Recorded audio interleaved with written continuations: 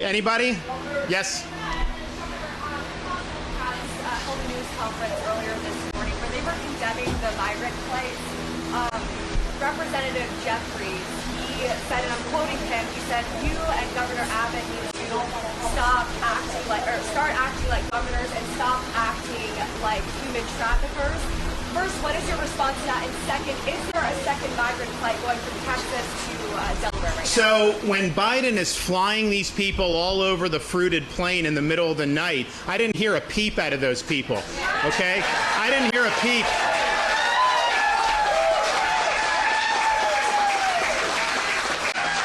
I haven't heard a peep about all the people that have been told by Biden you can just come in, and they're being abused by the cartels, they're drowning in the Rio Grande. You had 50 that died in some shed in Texas. I heard no outrage about any of that. I haven't heard outrage about all the fentanyl that's come across the border that's killing Americans in record numbers. I don't hear outrage about the criminal aliens that have gotten through and have then victimized people not only in Florida but all throughout the country. I didn't hear any outrage about that. The only thing I hear them getting upset about is you have 50 that end up in Martha's Vineyard. Then they get really upset.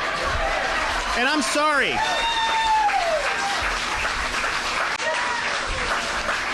Those migrants were being treated horribly by Biden. They were hungry, homeless. They had no opportunity at all. The state of Florida, it was volunteer, offered transport to sanctuary jurisdictions because it's our view that, one, the border should be secured.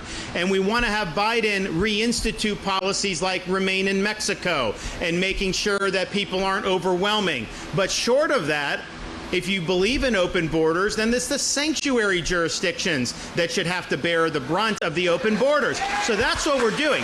But what happened was they were provided an ability to be in the most posh sanctuary jurisdiction maybe in the world. And obviously it's sad that Martha's Vineyard people deported them the next day.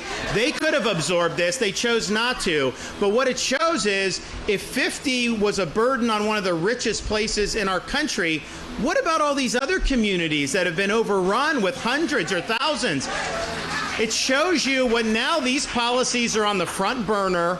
People need to be talking about. Biden can't defend his policies of open borders. It's doing huge damage to our country. It's costing a lot of money. It's costing lives with the drugs that are pouring across. And so the question is why are you supporting Biden's policies? Why don't you step up and tell him you're failing and let's do it differently? Because you know what?